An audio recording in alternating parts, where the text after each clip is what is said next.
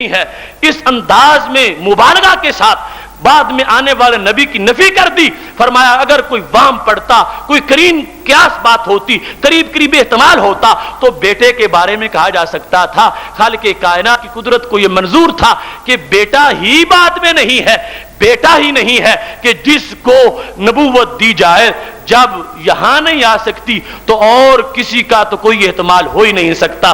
اس واسطے شروع میں یہ نفی فرما دی، اور پھر کس انداز میں فرمایا وخاتم النبیین، وہ نبیین کے خاتم ہیں۔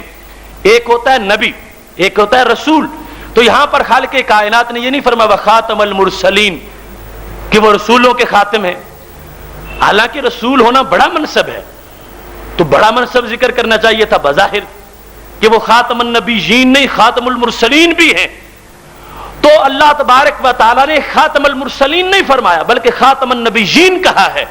وجہ کیا ہے محتشم سامعین حضرات؟ نبی عام ہے، رسول خاص ہے۔ نبی عام ہے، رسول خاص ہے۔ جو بھی رسول ہے وہ نبی ضرور ہے، لیکن جو بھی نبی ہو ضروری نہیں کہ وہ رسول بھی ہو، کبھی ہوتا ہے کبھی نہیں ہوتا۔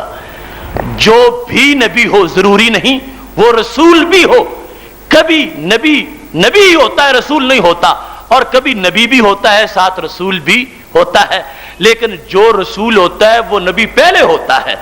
جو بھی رسول ہوتا ہے وہ نبی ضرور ہوتا ہے، لیکن جو بھی نبی ہو ضروری نہیں کہ وہ رسول بھی ہو۔ اگر خالق کائنات یہاں یہ ارشاد فرماتا وخاتم المرسلین کہ وہ رسولوں کے خاتم ہیں، چونکہ رسول خاص ہے، نبی عام ہے، تو پھر خاص کے لیے جس وقت یہ منصب ثابت کیا جاتا تو عام کے لیے وہ منصب ثابت نہ ہوتا۔ خاص کے لیے جو بات ثابت ہوتی ہے ضروری نہیں کہ وہ عام کے ایک ایک فرد کے لیے بھی ثابت ہو جائے۔ جب خاتم المرسلین کہا جاتا تو کوئی کہہ سکتا تھا رسولوں کے تو خاتم ہیں، شاید نبی کوئی اور آ سکتا ہے۔ خالق کائنات نے فرمایا خاتم النبیین، یہ نبیوں کے خاتم ہیں۔ جب نبی کوئی نہیں آ سکتا تو رسول تو بطریق اولا نہیں آ سکتا۔ اگر رسالت کی نفی کی جاتی کہ یہ ختم المرسلین ہے، خاتم المرسلین کہا جاتا تو وہم پیدا ہو سکتا تھا، گنجائش باقی رہ سکتی تھی، احتمال ہی ہو سکتا تھا کہ شاید نبی کوئی بعد میں آ جائے۔ خالق کائنات نے نیچے سے نفی کر دی، فرمایا نبی نہیں کوئی ہو سکتا ان کے بعد، چاہے جائے کوئی رسول ہو سکے۔ خاتم النبیین ہونا یہ اس کو مستلزم ہے کہ آپ خاتم المرسلین بھی ہیں۔ جو خاتم النبیین ہوگا وہ خاتم المرسلین بھی ضرور ہوگا، لیکن جو خاتم المرسلین ہو ضروری نہیں کہ وہ خاتم النبیین بھی ہو۔ تو اس واسطے اللہ کے کلام کا تقاضا یہ تھا کہ پوری طرح تاکید کے ساتھ نفی کر دی جائے کہ نہ ان کے بعد کوئی نبی آ سکتا ہے، نہ ان کے بعد کوئی رسول ہو سکتا ہے۔ مثال سے سمجھیے، ایک شخص، ایک ہے پاکستانی ہونا اور ایک ہے پنجابی ہونا۔ پنجابی ہونا یعنی پنجاب جو پاکستان کا حصہ ہے، پنجابی ہونا خاص ہے، پاکستانی ہونا عام ہے۔ خاص کے افراد تھوڑے ہوتے ہیں، عام کے افراد زیادہ ہوتے ہیں۔ عام کی نفی سے خاص کی نفی ہو جاتی ہے، لیکن خاص کی نفی سے عام کی نفی نہیں ہوتی۔ اگر یہ نفی کی جائے کہ فلاں پنجابی نہیں تو ضروری نہیں کہ پاکستانی ہونے کی بھی نفی ہو جائے۔ پنجابی نہیں تو ہو سکتا ہے بلوچی ہو، سندھی ہو۔ پنجابی کی نفی سے پاکستانی کی نفی نہیں ہوتی، لیکن پاکستانی کی نفی سے پنجابی کی نفی ہو جاتی ہے۔ جیسے یہاں پر یہ کہا جائے کہ وہ پنجابی نہیں تو پاکستانی ہونے کی نفی نہیں ہوتی، ایسے ہی جب یہ کہا جاتا کہ ان کے بعد کوئی رسول نہیں تو نبی ہونے کی نفی ضروری نہیں تھی۔ خالق کائنات نے اس انداز میں نفی کی ہے جیسا کہ کہا جائے کہ وہ پاکستانی نہیں تو اب نفی ہے، نہ سندھی ہے، نہ بلوچی ہے، نہ وہ پٹھان ہے، ہر ایک کی نفی ہو رہی ہے۔ تو خالق کائنات جل جلالہ نے اس انداز میں عام کی نفی کر دی ہے۔ عام کی نفی ہونے سے خاص کی نفی ضرور ہو جائے گی، اور اگر خاص کی نفی کی جائے ضروری نہیں کہ عام کی نفی ہو، کبھی ہوتی ہے کبھی نہیں ہوتی۔ اس واسطے خالق کائنات نے یہ فرمایا وخاتم النبیین، تاکہ ہر احتمال ختم ہو جائے کہ ان کے بعد نہ تو کوئی نبی آ سکتا ہے اور نہ ہی کوئی رسول آ سکتا ہے۔ محتشم سامعین حضرات، 5ویں نمبر پہ یہاں اس آیت کریمہ میں اللہ تبارک و تعالیٰ نے جو وصف رسول اکرم صلی اللہ علیہ وسلم کو عطا کیا ہے خاتم النبیین، اس کا معنی ہے وقت کے لحاظ سے آخری نبی۔ کچھ لوگوں نے اس کے بارے میں کہا کہ خاتم النبیین کا مطلب ہے اصلی نبی، اور زمانے کے لحاظ سے بعد میں ہونا کوئی ضروری نہیں ہے۔ خاتم النبیین کا معنی کیا؟ اصلی نبی۔ لہذا اگر کوئی نبی بعد میں آ جائے اور وہ کہے کہ میں ان کا سایہ ہوں تو آپ کی ختم نبوت میں کوئی فرق نہیں پڑے گا۔ یہ ایک اختراع تھا اور کفریہ بات تھی جو امت کے اجماعی عقیدے کے خلاف تھی۔ خاتم النبیین کا یہ ہرگز مطلب نہیں ہے اصلی نبی۔ ہر نبی نبوت میں مستقل ہوتا ہے۔ خاتم النبیین کا مطلب یہ آخری نبی، زمانے کے لحاظ سے آخری نبی۔ تو رسول اکرم نور مجسم شفیع معظم صلی اللہ علیہ وسلم آخری نبی ہیں۔ آپ کے بعد زمانے کے لحاظ سے اور کوئی نبی بحیثیت نبی نہیں آ سکتا۔ جو بھی کسی طرح کا دعویٰ کرے گا وہ کذاب ہوگا، جھوٹا ہوگا، خواہ وہ آپ کا ذل قرار پائے، جو کچھ بھی کہتا رہے، کیونکہ خاتم النبیین کا مطلب یہ ہے کہ آپ پر نبوت کا دروازہ بند ہو گیا ہے۔ اب زمان کے لحاظ سے کوئی بھی آپ کے بعد نبی نہیں ہو سکتا۔ باقی حضرت عیسیٰ علیہ السلام کا دنیا میں تشریف لانا، تو ان کا آنا رسول اکرم صلی اللہ علیہ وسلم کے تابع کی حیثیت سے، وہ اپنی نبوت کا زمانہ گزار چکے ہیں، دنیا میں بحیثیت نبی آئے، ان کی نبوت کا جو زمانہ تھا وہ گزر گیا۔ ہم ان پہ یقین یوں ہی رکھتے ہیں آج کہ وہ نبی ہیں، جیسے سارے انبیاء پہ یقین رکھتے ہیں، لا نفرق بین احد من رسلی، ہم سب کو نبی مانتے ہیں، مگر سب کا زمانہ گزر چکا ہے۔ اب جو نبوت ہے ہمیشہ کے لیے یہ ہمارے محبوب علیہ السلام کی ہے۔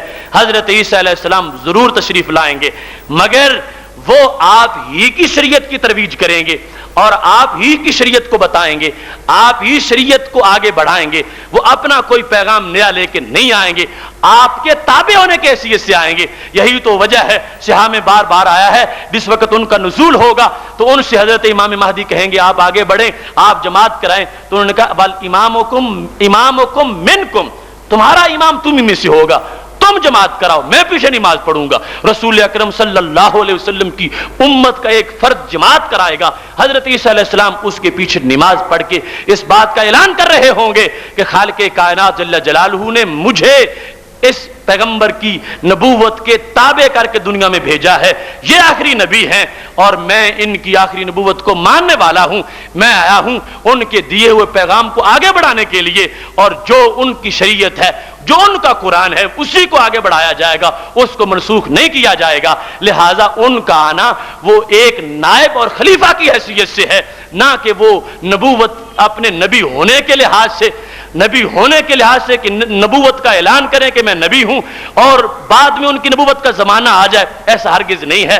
ان کی نبوت کا زمانہ پہلے گزر چکا ہے، اب وہ رسول اکرم صلی اللہ علیہ وسلم کی شریعت کے مروج اور اس کے بڑھانے والے، پڑھانے والے اور آپ کی نیابت اور خلافت کی حیثیت سے اس دنیا میں جلوہ گر ہوں گے۔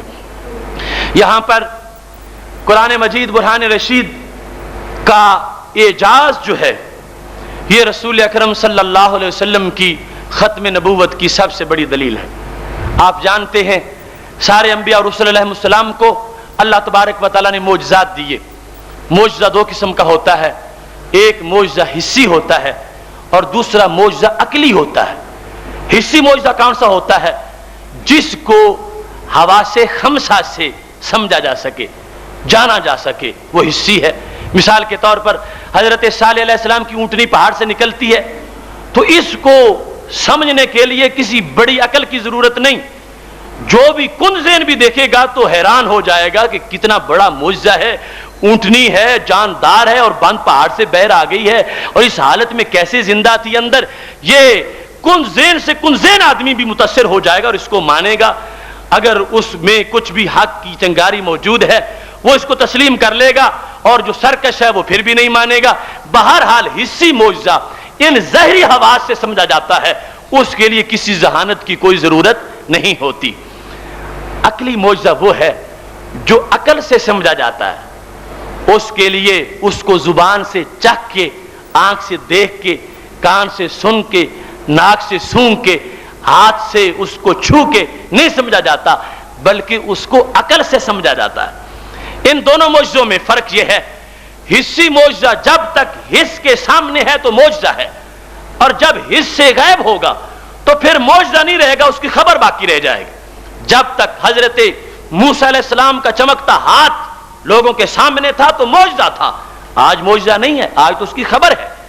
جب تک عصائے کلیم لوگوں کے سامنے سانپ بنا ہوا تھا، لوگ دیکھ رہے تھے تو معجزہ تھا، جب حس سے غائب ہو گیا تو معجزہ ہونا اس کا ختم ہو گیا۔ حسی معجزہ جب تک حس کے سامنے ہے معجزہ ہے، جب حس سے غائب ہوا معجزہ ختم ہوا۔